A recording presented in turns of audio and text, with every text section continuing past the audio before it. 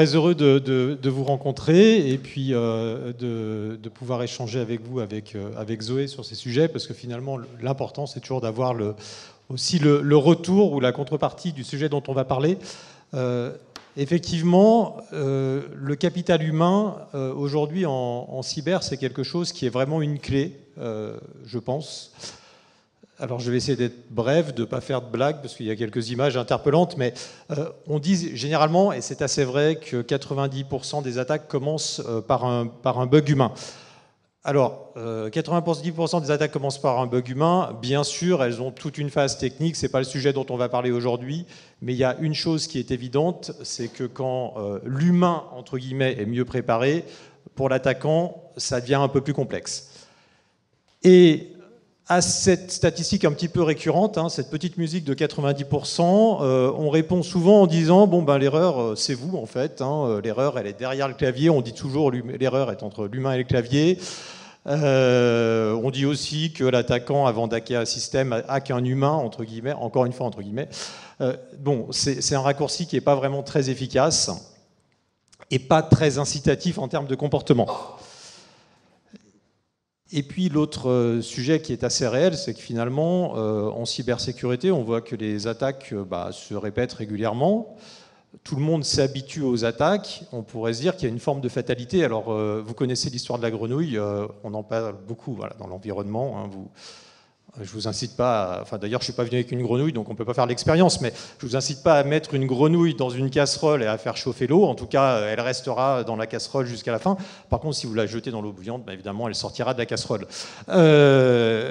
Encore une fois, on fera pas l'expérience ni ici ni au -1, même si on pourra s'y rencontrer.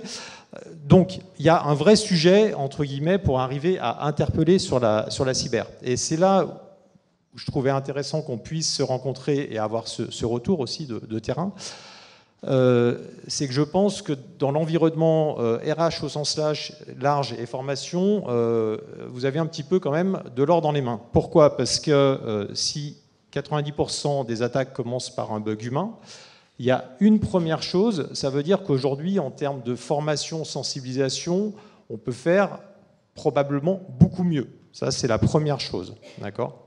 Parce que 90%, en termes de performance, c'est impressionnant, mais en termes quand c'est un 90% négatif, ça l'est également. Et le deuxième point, c'est que si on peut faire beaucoup mieux, donc forcément, il y a un retour sur investissement assez fort de tout effort que l'on pourra faire dans le sens d'un meilleur capital humain en termes de défense cyber. Et c'est pour ça que le sujet dont on va parler, qui a pour but de rendre chacun acteur, quelque part, de sa propre protection, ce que moi j'appelle presque de l'autodéfense cyber. Je ne vous ferai pas de démonstration ici, encore une fois, pas non plus en dessous, mais au -1. C'est quelque chose qui est assez clé. Et il y a juste 3 choses que j'aimerais partager avec vous. Le premier sujet, c'est que pour parler de cyber avec des personnes, c'est pas évident parce qu'aujourd'hui, l'attention de tout le monde, elle est fragmentée. On passe énormément de temps sur des contenus qui sont tous plus intéressants les uns que les autres, d'une certaine manière, je dirais. Quand on parle de cybersécurité, c'est dur de capter de l'attention dans cet empilement d'informations. Ça, c'est le premier point. Donc on pourrait se demander, c'est vrai que souvent dans beaucoup d'entreprises, quand on voit la façon dont on acculture en cyber, on peut se demander si la façon d'apporter l'information, etc., ou d'interagir est très compétitive par rapport au reste du monde. Je clique, mais en fait, si, il se passe quelque chose. Le deuxième point, c'est que si on veut parler de cyber aux personnes, c'est compliqué de faire changer si on reste très théorique. Alors là, j'ai quelques cas d'école, mais c'est vrai qu'on peut tous, je pense, s'accorder sur le fait qu'on apprend plus facilement à nager dans une piscine, ou en tout cas dans un endroit où il y a de l'eau. Pour faire du vélo, c'est mieux d'avoir, bon, pas tout de suite sur un vélo quand même, mais assez vite sur un vélo.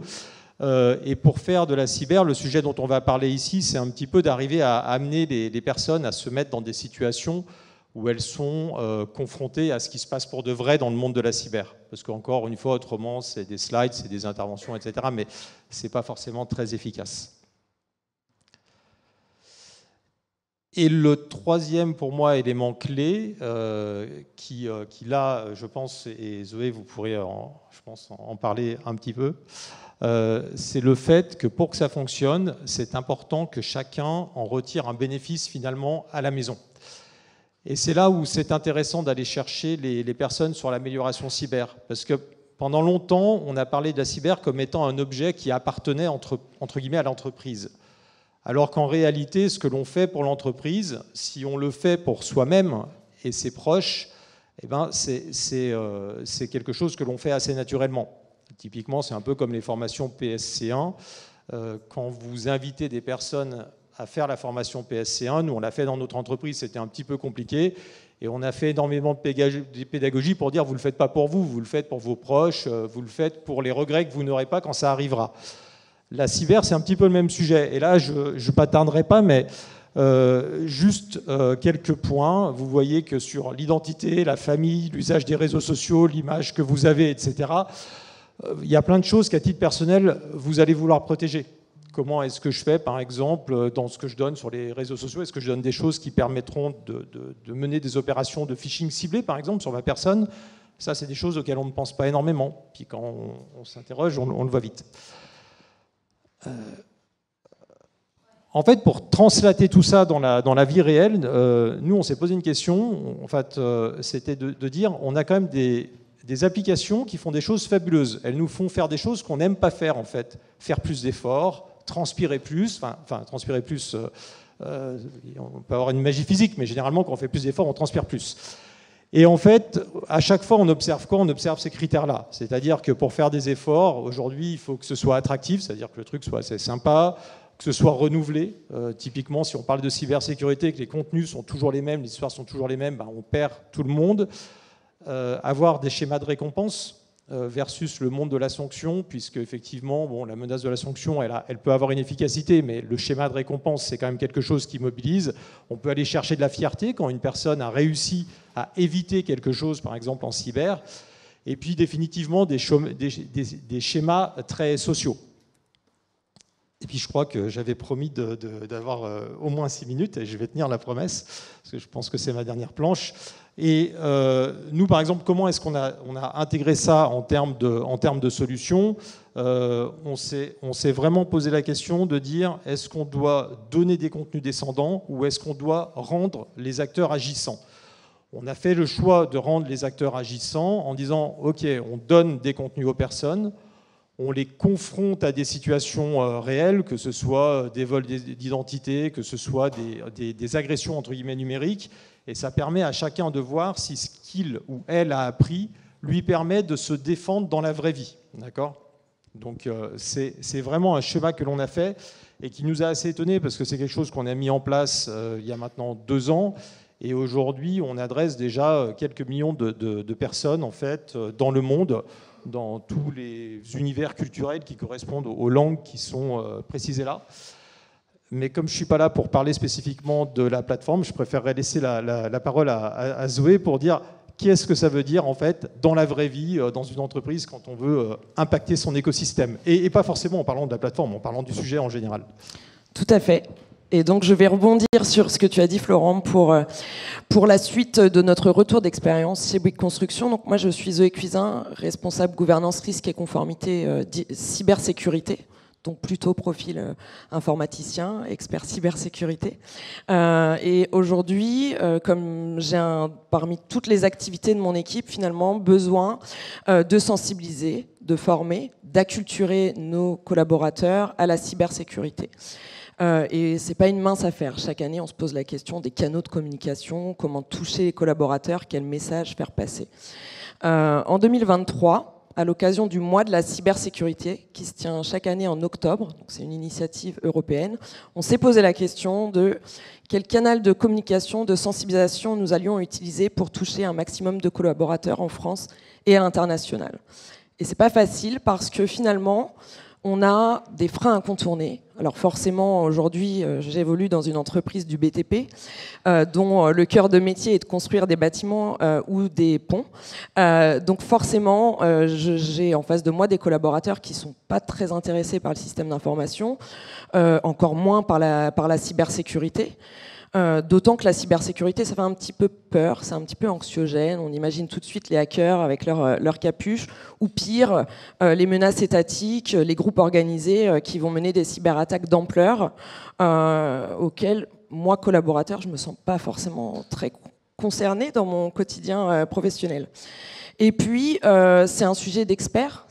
Ça peut paraître un sujet d'expert, donc c'est difficile à vulgariser. Il va falloir trouver effectivement les bons mots, les bonnes pratiques applicables au plus grand nombre pour qu'on ne soit pas complètement à côté de la plaque quand on parle à nos collaborateurs. J'en ai pas parlé, mais évidemment, contexte international, multiculturel. On est déployé aujourd'hui dans plus de 50 pays, avec des populations extrêmement hétérogènes, puisque on va cibler des populations sièges, des populations agences, mais aussi et surtout des populations chantiers, avec une diversité de métiers assez vaste. Et puis, de l'autre côté de la balance, j'ai des messages à faire passer. Le risque cyber, il est réel. Tous les jours, on subit des incidents de sécurité. J'ai besoin d'en parler. J'ai besoin de parler des bonnes pratiques aux collaborateurs. J'en ai des tonnes. Il faut que je les choisisse. Donc, pour l'année 2023, nous avions choisi 3 grosses thématiques. L'importance de ne pas mélanger ses usages pro et perso, le nomadisme, donc en fait c'est tout simplement les bonnes pratiques en déplacement, et puis l'usage d'applications non référencées par l'entreprise, des sites web, puisqu'aujourd'hui on a une panoplie d'outils à notre disposition et certains font porter un réel risque pour l'entreprise, avec des exemples concrets d'incidents chez nous. Tout ça en le traduisant de manière adaptée à un collaborateur, qui lui parle, avec des call to action pour qu'il reparte de nos sensibilisations avec quelque chose à faire dans son quotidien professionnel. Alors pour ça, on a choisi effectivement de travailler avec Erium et avec la solution cyberinvestigation que Florent a introduit au format live event. Donc on se base vraiment sur le mode enquête proposé par cyberinvestigation, mais au format événementiel, qui se déroule de la même manière, donc 15 minutes de briefing, on va expliquer comment jouer. On va laisser les équipes, les participants jouer par équipe, et puis on va débriefer sur ce qu'ils ont rencontré dans le jeu et les bonnes pratiques qu'ils ont pu en tirer et qu'ils peuvent reproduire dans leur quotidien professionnel. Donc on a lancé toute une série d'événements à travers le monde, donc 25 événements sur un mois, d'une durée d'1 heure, avec 11 pays touchés et 11 présentateurs, parce qu'il faut un animateur pour ces sessions d'1 heure. Et donc la force aussi finalement de notre événement et le retour d'expérience, c'est qu'aujourd'hui, on s'est basé sur des ambassadeurs qui ont pu présenter les live events en autonomie et qu'on a pu former en fait très facilement en amont de l'événement, tout simplement avec un kit de préparation, une formation d'1 heure, et puis évidemment répondre aux questions, etc. Je peux juste me permettre un peu, parce que Zoé, quand on en avait parlé, tu m'avais dit un truc, moi ça m'avait marqué, c'est que des ambassadeurs avaient peur du sujet cyber et en fait se sont prêtés au jeu et avaient une véritable fierté d'être devenus ambassadeurs d'un sujet qui était assez distant, mais aussi bien au travail. Enfin, c'était une des clés, je pense, de... Enfin, moi, j'ai trouvé le témoignage assez sympa. Oui, tout à fait. Parmi les présentateurs, on en a certains qui ne s'étaient jamais exprimés en public devant un groupe de collaborateurs parce que ce sont des informaticiens, parce que leur cœur de métier, c'est pas du tout de faire ça, et donc qui étaient assez mal à l'aise. Et effectivement, l'exercice en amont, c'était aussi de réussir, d'une part, à les rassurer sur le contenu. C'est facile à animer, le message il est clair, il est encadré, les bonnes pratiques tu les connais, etc. Et surtout de leur faire prendre confiance en eux pour se retrouver effectivement capables de le faire. Et puis forcément, pour ces personnes-là, c'est un sentiment de fierté à l'issue de l'événement parce que non seulement ils ont passé des messages, et en plus ils ont réussi à tenir le discours auprès d'une population. Donc effectivement, c'est aussi une réussite du projet. Donc on a organisé 25 événements, on a proposé des créneaux, ça permet effectivement aux collaborateurs de prendre rendez-vous finalement dans leur agenda.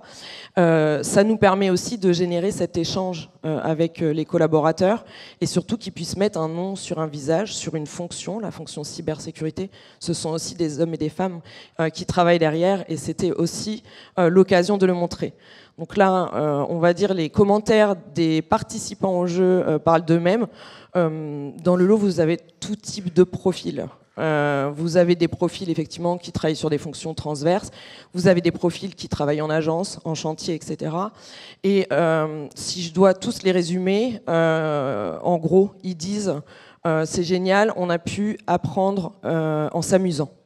Et le mot amusant, moi, il m'a bien plu, parce que du coup, forcément, ça donne envie de recommencer, ça donne envie d'en parler aussi. Donc les ambassadeurs, effectivement, et les participants sur Teams étaient conquis. On nous a demandé pour certains de laisser le quiz ouvert pour qu'ils puissent terminer l'enquête. Il y a certaines directions qui nous ont demandé d'animer un autre scénario, une nouvelle enquête aussi. Donc on en a mené quelques-unes à l'issue du mois de la cybersécurité. Et forcément, d'un point de vue cybersécurité, d'une part, nos objectifs soient atteints. On a fait passer les messages, les participants sont contents. Les ambassadeurs sont montés en compétences et ils sont plutôt fiers d'eux d'avoir réussi l'exercice et de se sentir appartenir finalement à cette communauté cybersécurité qu'on construit petit à petit. Et puis maintenant, la difficulté, ça va être de faire mieux l'année prochaine pour aller plus loin en termes d'usage. On s'y prépare. Merci. Pour vous aider en tout cas. Merci beaucoup pour votre attention en tout cas.